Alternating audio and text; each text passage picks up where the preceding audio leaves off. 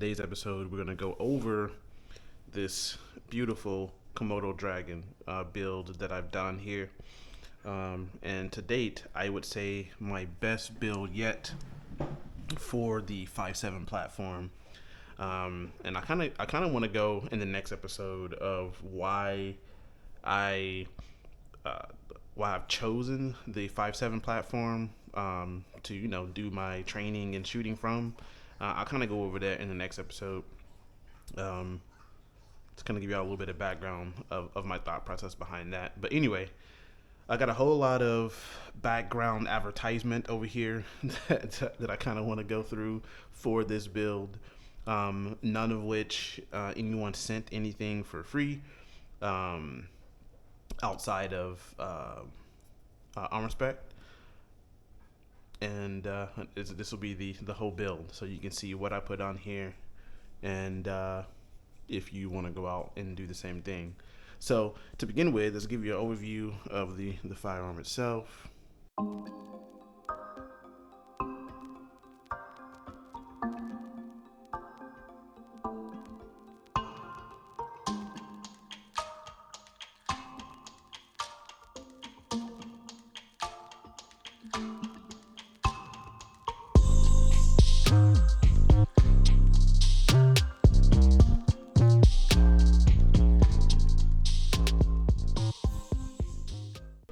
Right?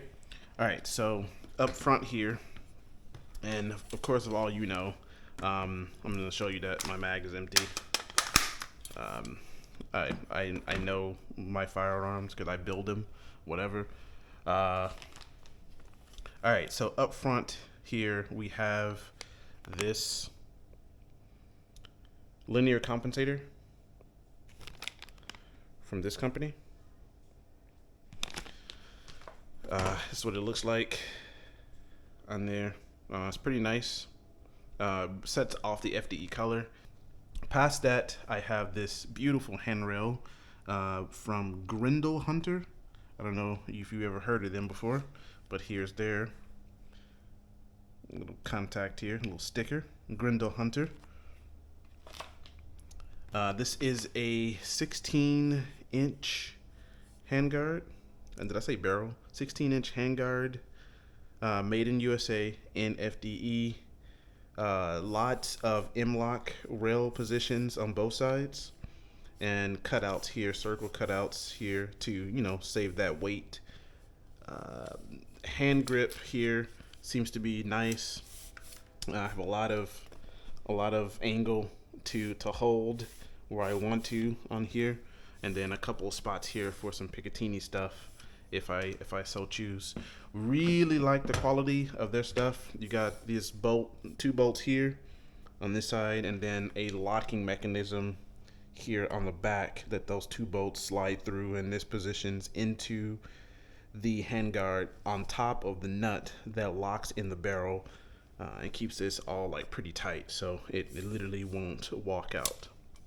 It does have these little, I guess, this anti-rotation clips here for the handguard, as well as added protection. So that's that. All right, so we already know about CMMG. So CMMG makes these 32 round and 10 round magazines for their Descent line, but I choose to make my own. We have a lot of Strike Industries stuff on this. To begin, we have Strike Industries FDE extender. So this is a 7-position, as you can read here, 7-position receiver extension for mil-spec stocks. Okay. It's an FDE, beautiful color. The billet dust cover is also from Strike Industries. It is in FDE, and as well as the takedown pins are in FDE as well. Past that, I have this pistol grip from ATI.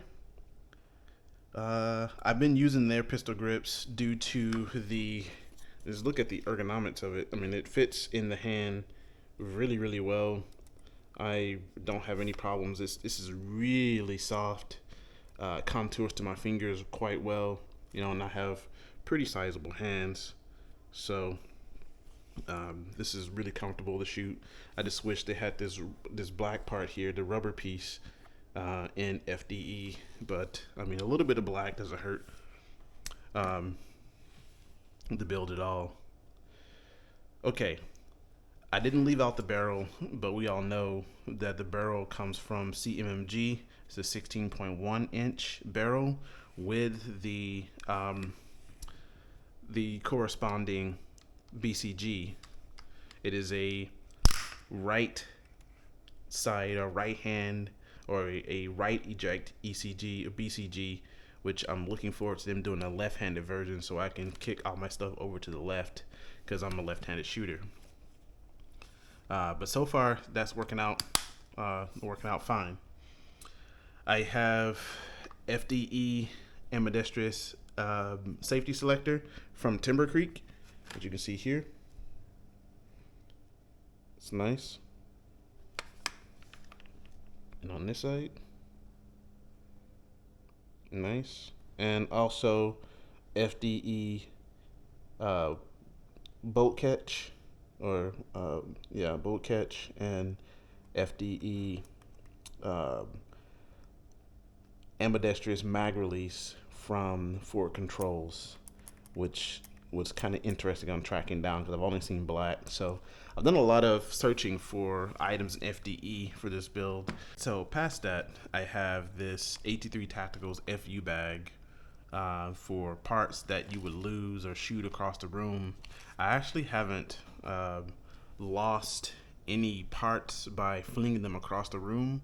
I've lost them by just dropping them out of my hand while sitting down, and I can't find them, and I still can't find them to this day, which is crazy. So I bought this to kind of help with some of the parts, like, you know, the takedown pins and whatever, and the springs for those that just magically disappear, even in your hand. Okay, so towards the rear, and then we'll move back up towards the top here. I have this MOE SLM stock, because this is a rifle. And here's that info for that. I'm probably going to change this out because I really don't, it's not, as I would say, it's not long enough in this area to sit on my shoulder. I know you can't see that, but it is, I feel like it's really difficult to hold this tucked into my shoulder pocket. Dude, I need like another 1.5 inches for it to feel good sitting on my shoulder or shoulder pocket. They're probably going to swap this out for another variant, but we'll see about that here real soon. Okay, so getting to some of my more favorite things. Really liking Battle Arms racks, AR-15 Bad Rack ambidextrous charging handle. I mean, you can read that here. Got this in FDE. This thing is, one, it's beautiful. Two, it gives you a lot of real estate to grab, hold, and, you know, pull that slide. And you can pull it, you know, left. You can pull it right. It's very good quality for them, and it's the ease of pull is what I like best about this thing. When I first got it, I was skeptical, but it is one of my favorite charging handle company that's out there. All right, so inside of the build here, I have the can you see that, Armor Spec SRS actually working. And here's a cool thing about the SRS actually working is it actually locks the bolt back. And I talked about this in a video specifically for Armor Spec and why it doesn't work with the Armor Spec SRS. So if you like that, you should go check that out. And it does slide home. Pretty cool. All right, so up next, let's talk about this trigger. So this is the iconic trigger from Rise Armaments. You see here. And here's some of the specs on that. If you care about that sort of thing, you know, I didn't at first, but I tell you, Rise Armaments has changed the perspective of what I care about as far as triggers go. Let me show you this thing. Again, we don't have anything in here. All right, let me close it. Let me do all the weird stuff and bring you in here. So here is the uptake for the trigger. That's it. That's the uptake. Just that. And here's the brake. That's crazy. And the reset went too far. And here's the reset. That's it. And then the brake. I mean, my goodness. Here it is again. Here's the reset and the brake.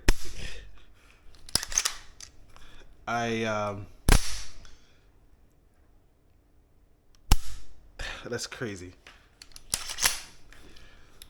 I now know why people say, you know, they talk about the triggers. It's I understand now. Oh man, this if you haven't tried this, you gotta try this trigger. Like this iconic trigger is like next level. It's next level good, and I can't wait to take this out to the range to just get some how do you say, quick round rotations to let y'all see what it looks like. It's gonna be interesting. So up top, this is my very first LPVO. And I went out and actually spoke to Monstrum for their 1.6 magnifier. They had it in FDE, which kind of swayed my decision to go with the company. I'm kind of figuring out FD or LPVOs currently, considering that I've been more of a red dot and magnifier type dude. So I don't really have too much to say on the scope itself, other than the eye relief on this bad boy is that I'm all the way back here. Okay, so there is several inches between where you can't see off camera to where my finger is going to go to the scope. There's several inches in between me and the butt of the scope, and I can see everything clear as day. I mean, it's the eyeshadow that you get from the magnifier looking into the red dot is interesting. This doesn't have that, especially when you set it up correctly. I actually installed this wrong. The bracket, I had it flipped the other way, so it was all messed up on the eye relief. When I flipped it around, like, things just got super clear, and I'm wondering why I never had an LPVO in my life. But this thing is just, I mean, look at it, it's beautiful. In a color that I wanted it to match. It matches very well. I mean, yeah, there's nothing much more to say about that other than going out and shooting it.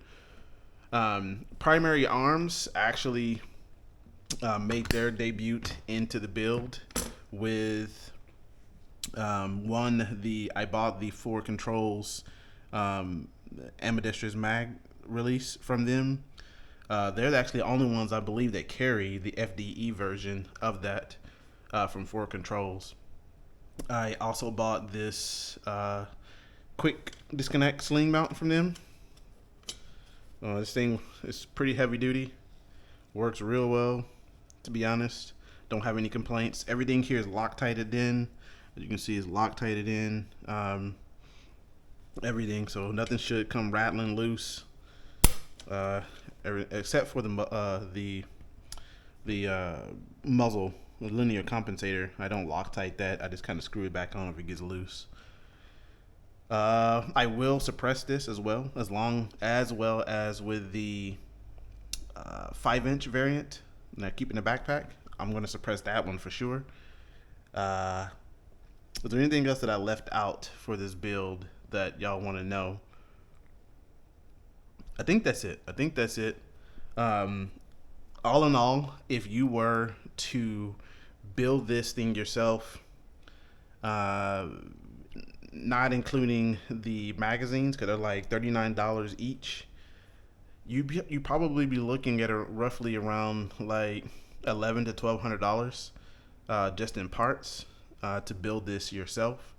I already had some of the stuff, so it cost me around $700 to build this, in house to what I wanted and with the customizations I wanted. Um, I'm probably going to go in the future and buy the angular handguard from Grindel Hunter that takes it out to 17 inches, so I can eat up some of this. I'm gonna eat up some of this muzzle linear compensator, and it has that angular look, so I think that's pretty cool. So I may do that, but that doesn't really help anything but the visual aspect of the firearm. I mean, everything else about this, other than the sling here that I also got from Primary Arms, it's in Coyote, because I haven't found one yet in FDE, but I think this kind of matches the build pretty well, if you ask me. It's pretty good. I mean, it's a different colors in Coyote, but it definitely, in my opinion, matches better than black would, or wolf gray or whatever. But yeah, that's it. That's Komodo Dragon build. Like I said, in the next episode, we'll talk about why, and I'm actually going to do some shooting behind that to let you see what this thing is capable of, especially with the added iconic trigger. And oh yeah. And before ending on that, so if you haven't been to Texas, or if you're in Texas and you don't know about this Texas tea right here, my goodness, like, this Texas tea is delicious. And I'm gonna start. I wish they had this stuff in gallons. I need to reach out to them and say, "Hey, y'all have this in gallons?" Because I want to start getting gallons of this.